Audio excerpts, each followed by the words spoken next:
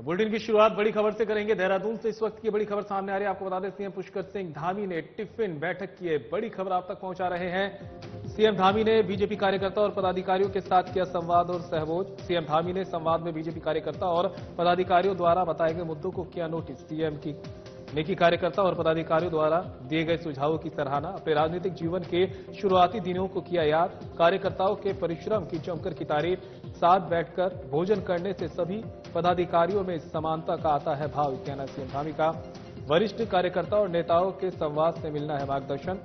Party के कार्यकर्ता ही party की है रीढ़। जमीनी स्तर पर कार्य करने वाले कार्यकर्ताओं के कारण ही पार्टी का आधार होता है मजबूत। पीएम मोदी के नेतृत्व में देश बना है प्रगतिशील। देश में चल रही है अनेकों जनहितकारी योजनाएं। दुनिया में बढ़ा है भारत का मान सम्मान।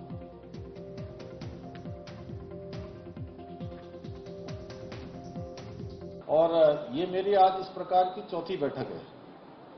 पहली बैठक मैंने हल्द्वानी में करी थी, जिस दिन मैं यहाँ धर्मपुर मंडल में एक वृक्षारोपण का कार्यक्रम था उसी का, और आज इसमें आप सबके बीच में आने का मुझे सौभाग्य प्राप्त हुआ। मैं आप सभी का आज इस बैठक में अपनी ओर से स्वागत करता हूँ, अभिनंदन। भाइयों बहनों, मुझे भी क्योंकि बचपन से ही इस प्रकार की जो बैठकें हैं, इस प्रकार के कार्यकर्ताओं के बीच में आने का, उनसे बात करने का एक लंबा कालखंड बीत गया। अगर मैं विद्यार्थी परिषद के समय से बात करूं तो ये कालखंड मेरा 1990-91 से प्रारंभ हो गया था, और 1990-91 से अभी 2024 आ गया। लगभग 33-34 साल का ये कालखंड हो गया। कभी युवाओं के बीच में, छात्रों के बीच में, फिर युवा मोर्चा के रूप में पार्टी में जो भी जिम्मेदारियां मिलती रही या जो दायित्व मिलता रहा, और कभी नहीं भी मिला तो भी पार्टी ने जहां पर भी जो काम दिया उस काम को लोगों के बीच में जाके किया। मुझसे पूछा कि टिफिन बैठक पर आप सभी जमीन पर क्यों बैठते हो, कुर्सी क्यों नहीं लगाते, हलवाई क्यों नहीं बुलाते हो आप? तो मैंने कहा जमीन पर बैठते हैं क्योंकि हम सभी लोग, भारतीय जनता पार्टी के लोग, जमीन से जुड़े हुए हैं। जब हम कार्यकर्ताओं के बीच में इस प्रकार से बैठते हैं, संवाद करते हैं और एक दूसरे का घर से लाया हुआ भोजन करते हैं, ऐसी अनुभूति होती है कि जैसे कोई हम लोगों में से बड़ा नहीं है, कोई छोटा नहीं है, कोई विधायक नहीं, कोई मंत्री नहीं, कोई मुख्यमंत्री नहीं, कोई पदाधिकारी नहीं, सब हम एक दूसरे के सहयोगी हैं। आप न सिर्फ सरकार के कार्यों को जन जन तक पहुंचा रहे हैं, बल्कि हमारी पार्टी के जो नीति है, सिद्धांत है, उसको भी जनता के बीच स्थापित करके और पार्टी को मजबूत करने का कार्य भी कर रहे हैं। मैं आपकी सबकी मेहनत को, परिश्रम को, आपके त्याग को, गर्मी, सर्दी, बरसात, किसी की परवाह न करते हुए, मैंने देखा है ऐसी अनेक योजनाएं हैं जिन्होंने हर एक व्यक्ति के जीवन स्तर को ऊपर उठाया है, जीवन को सहायता पहुंचाई है। ये आसान काम नहीं है। कई बार हम लोग बार बार चर्चा जरूर करते हैं। अब सामान्य हो गई ये योजना, बहुत सामान्य हो गई। ये योजना किसने शुरू करी, कब शुरू करी, इस योजना से कितना लाभ मिल रहा है, थोड़ा सा हमको इसमें भी चर्चा करनी है। वो अलग पार्ट जो आपने बताया वो तो हम करेंगे ही करेंगे, उसको हमको करना है, सरकार के स्तर पर करना है, प्रशासन को करना है, वो हमारे यहाँ पर। चलिए बढ़ते हैं खबरों में आगे। विधानसभा अध्यक्ष रितु खंडूड़ी भूषण ने शिक्षक दिवस के अवसर पर कोटद्वार के नगर निगम सभागार में वीर चंद्र सिंह गढ़वाली उत्थान समिति द्वारा शिक्षक दिवस पर आयोजित शिक्षक सम्मान समारोह में बतौर मुख्य अतिथि भाग लिया। इस कार्यक्रम में उन्होंने शिक्षकों को सम्मानित किया। समारोह के दौरान विधानसभा अध्यक्ष ने शिक्षक समुदाय की मेहनत और समर्पण की सराहना की। उन्होंने कहा, शिक्षक समाज के स्तंभ होते हैं। आपके द्वारा किए गए कठिन परिश्रम और समर्पण से ही बच्चों का भविष्य उज्जवल होता है। आप न केवल ज्ञान का दीप जलाते हैं, बल्कि समाज को दिशा और प्रेरणा भी प्रदान करते हैं। आज हम शिक्षक दिवस पर आपके योगदान को सम्मानित करने के लिए एकत्रित हुए हैं। उन्होंने शिक्षकों से आग्रह किया कि वे हमेशा अपने कार्य में उत्कृष्टता बनाए रखें और शिक्षा के प्रति अपनी जिम्मेदारी को समझें। विधानसभा अध्यक्ष ने कहा कि शिक्षकों की मेहनत और उनके द्वारा किए गए कार्यों की सराहना केवल एक दिन नहीं, बल्कि हर दिन करनी चाहिए।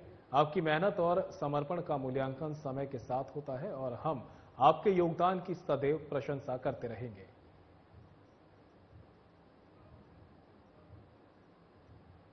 आभार व्यक्त करती हूँ, आप सबको नमन करती हूँ कि आप लोगों ने अपना अपना जीवन शिक्षा को दिया है और शिक्षा देने से ज्यादा पवित्र काम शायद और कुछ हो भी नहीं सकता है। समाज की दिशा कैसी होगी, समाज की दशा कैसी होगी, वो आपके हाथ में है। और इसलिए आपके हाथ में है क्योंकि जो नन्हे से कोमल से कली जैसे बच्चे आपके हाथ में आते हैं, उनको आप किस तरह से मोल्ड करते हैं, उनको आप किस तरह। फिलहाल रुकेंगे ब्रेक के लिए, कहीं मत जाइएगा, जल्द होंगे हाजिर।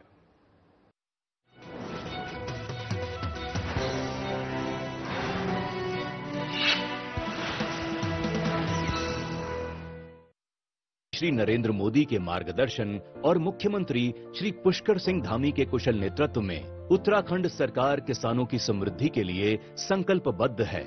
राज्य सरकार ने स्टाम्प शुल्क में प्रदेश के किसानों को बड़ी राहत दी है। कृषि कार्यों के लिए 5 लाख रुपए तक के ऋण पर किसानों को अब स्टाम्प शुल्क अदा नहीं करना होगा। पहले ये सीमा 3 लाख रुपए थी, जिसे बढ़ाकर 5 लाख रुपए कर दिया गया है। इस फैसले से किसान बेहद खुश नजर आ रहे हैं।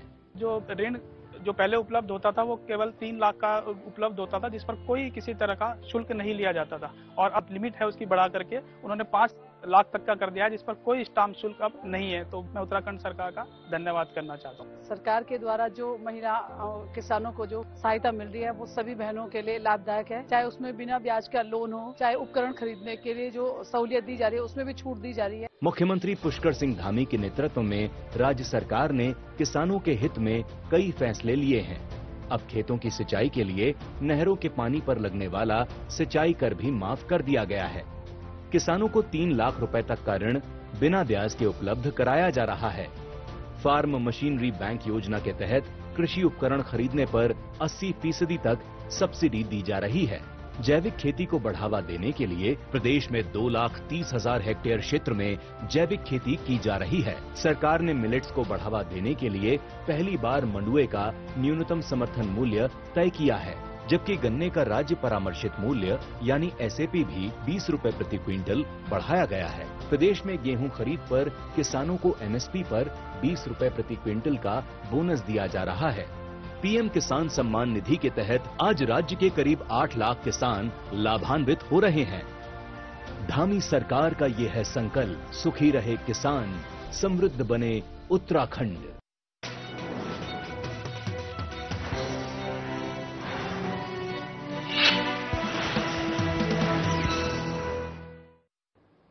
और ब्रेक के बाद आप सभी का स्वागत है। बड़ी खबर का रुख कर लेते हैं। रुद्रपुर से इस वक्त की बड़ी खबर सामने आ रही है। नेता प्रतिपक्ष यशपाल आर्या ने प्रेस कॉन्फ्रेंस की है। बड़ी खबर आप तक पहुंचा रहे हैं। महिलाओं के साथ बढ़ते अपराधों को लेकर राज्य सरकार पर साधा निशाना। प्रदेश में बढ़ रहे महिला उत्पीड़न के मामले, कहना है यशपाल आर्या का। अपराधियों को मिल रहा सरकार का संरक्षण, महिलाओं पर हो रहे अपराधों पर सरकार की मिली भगत। अंकिता भंडारी मामले में अब तक नहीं हो सकी सीबीआई जांच की मांग पूरी। पुलिस से उठा है जनता का भरोसा। भ्रष्टाचार ने लांघी सारी सीमाएं। उच्च पद पर बैठे अधिकारी नहीं ले रहे संज्ञान। कांग्रेस पार्टी करेगी अधिकारियों को जगाने का प्रयास। 9 सितंबर को उधम सिंह नगर के जिला अधिकारी कार्यालय का कांग्रेस करेगी घेराव।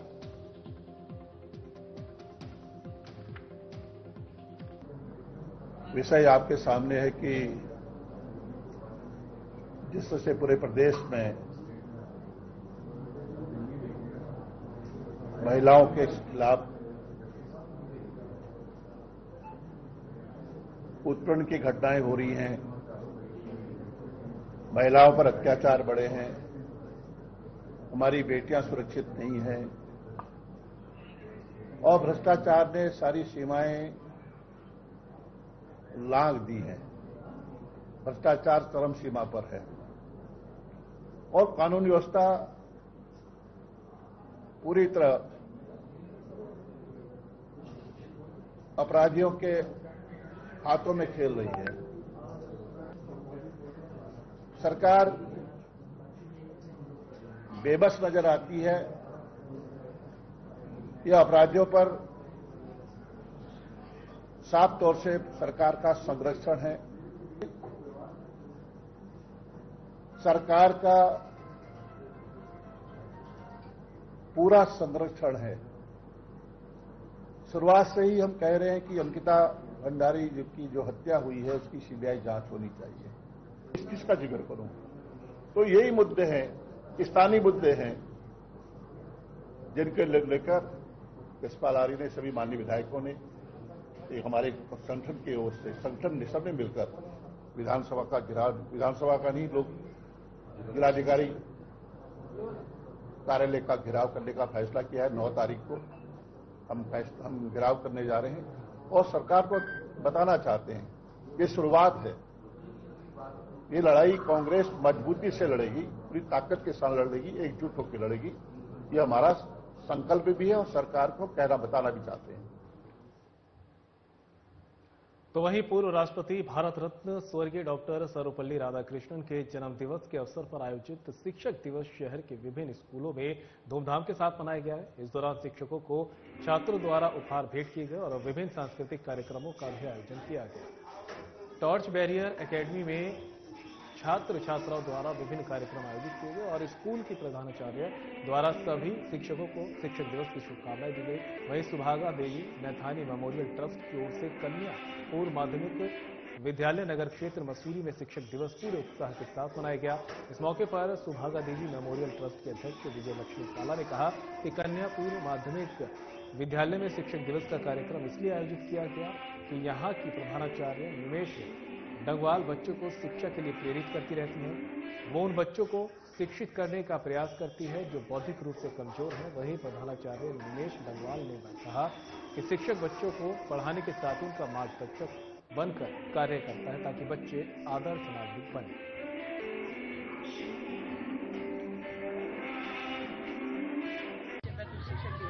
अवसर पर गुरु ब्रह्मा गुरु विष्णु गुरु देव महेश्वरा गुरु साक्षात पर ब्रह्मा तस्मै श्री गुरु नमः। हमारे भी गुरु रहे हैं यहाँ तक पहुँचाने के लिए, किसी न किसी गुरु ने कहीं न कहीं किसी न किसी ने हमको साथ दिया है और हमें आगे बढ़ाने के लिए प्रेरित किया है। मेरे गुरु जी मेरे मार्गदर्शक हैं और मेरे सबसे बड़े गुरु मेरे पिता रहे हैं, जिन्होंने मुझे पहाड़ों में लड़कियों को पढ़ाते नहीं थी, बड़ी पीड़ा थी कि लड़कियों को शादी की जाती।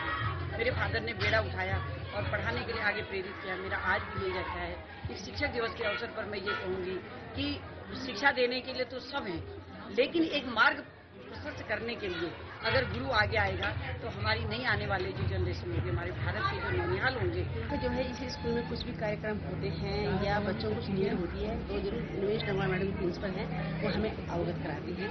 और जैसे कि उन्होंने कहा था कि आपके बाद जो है शिक्षक सम्मान जो है होगा, क्योंकि इन्होंने काफ़ी जो है अपने बच्चों को मोटिवेट किया है। ऐसे ऐसे बच्चों को जो थोड़ा सा बौद्धिक से थोड़ा परेशान थे, कुछ विकलांग थे, मानसिक रूप से थी, तो इस चीज़ को मैं अप्रिशिएट करती हूँ। और उन्होंने कहा कि सोशल मीडिया पर भ्रामक पोस्ट करने और शेयर करने वालों पर पौड़ी पुलिस ने अपनी पैनी नजर बना ली है।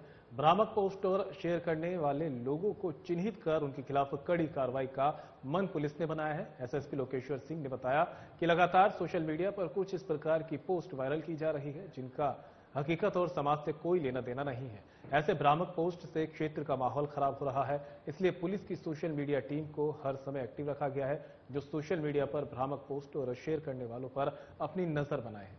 पकड़े जाने पर संबंधित के खिलाफ कड़ी कार्रवाई की जाएगी। एसएसपी ने लोगों से भ्रामक पोस्ट डालने और शेयर करने से बचने की अपील भी की है। कोतवाली श्रीनगर में हमारे पास 2-3 लोगों के द्वारा एक बालक को लाकर शिकायत दर्ज करवाई गई कि उस बालक के द्वारा एक बालिका को परेशान किया जा रहा है, जिसका संज्ञान लेते हुए कोतवाली श्रीनगर से महिला पुलिस इस बालिका के घर जाकर उनके पेरेंट्स व बालिका से बातचीत की गई तथा बालिका के पेरेंट्स के द्वारा लिखित में ये बयान दर्ज करवाए गए कि इस बालिका को किसी भी व्यक्ति के द्वारा न तो परेशान किया जा रहा है और ना ही कोई छेड़छाड़ी की घटना हुई है।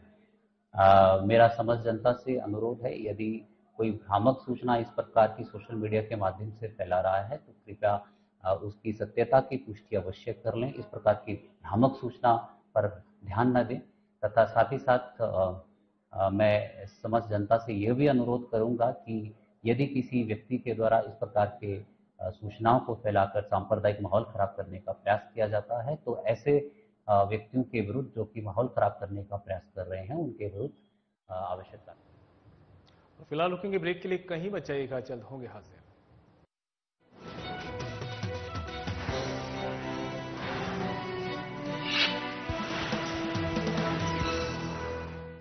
संकल्प है सुशासन का, अंतिम छोर तक समाधान और निराकरण का। अंत्योदय के पथ पर संकल्पित है उत्तराखंड सरकार। देवतुल्य जनता के आशीर्वाद से बढ़ी डबल इंजन सरकार की रफ्तार। प्रधानमंत्री नरेंद्र मोदी के मार्गदर्शन में एक मजबूत प्रदेश के निर्माण हेतु इकोनॉमी, इकोलॉजी, टेक्नोलॉजी, अकाउंटेबिलिटी और सस्टेनेबिलिटी पर जोर दिया जा रहा है। राज्य की जीएसडीपी में 25% की बढ़ोतरी उत्तराखंड की प्रगति को दर्शाता है। अब राजस्व को दोगुना करने की दिशा में तेजी से कार्य हो रहा है। उत्तराखंड के सीमांत जनपदों में तेजी से हो रहा है स्मार्ट विलेज का निर्माण। वोकल फॉर लोकल पर आधारित योजनाएं स्थानीय लोगों के लिए स्वरोजगार के अवसर उपलब्ध कर रही हैं। होम स्टे योजना से ग्रामीण अर्थव्यवस्था को मजबूती मिली है और बने हैं इको टूरिज्म डेस्टिनेशन के नए कीर्तिमान। तकनीकी के क्षेत्र में नए विश्वविद्यालयों की स्थापना, एम्स सैटेलाइट सेंटर और नए कॉलेजों की स्थापना और प्रधानमंत्री कौशल विकास योजना के तहत युवाओं के प्रशिक्षण पर खासा जोर दिया जा रहा है। भ्रष्टाचार की शिकायतों को दर्ज करने के लिए 1064 ऐप, देश का सबसे कठोर नकल विरोधी कानून, अपनी सरकार portal, e cabinet, CM dashboard, CM helpline number 1905 और सेवा का अधिकार उत्तराखंड सरकार की जनता के प्रति जवाबदेही तय करता है। उत्तराखंड सरकार का वचन है सबका साथ, सबका विकास और सबका प्रयास। अब सशक्त उत्तराखंड के निर्माण से बदल रही है तस्वीर, संवर रही है तकदीर।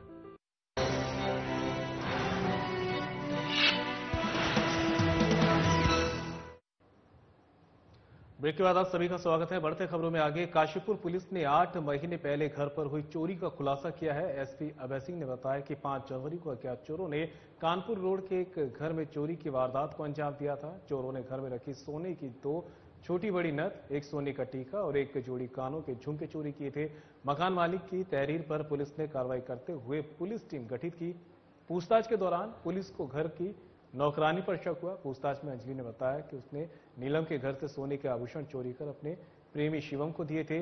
वो दोनों शादी करना चाहते थे, परंतु दोनों के परिवार वाले शादी के लिए राजी नहीं थे। दोनों सोने के आभूषणों को बेचने जा रहे थे। पुलिस ने दोनों को गिरफ्तार कर उक्त आभूषण कब्जे में ले लिए हैं।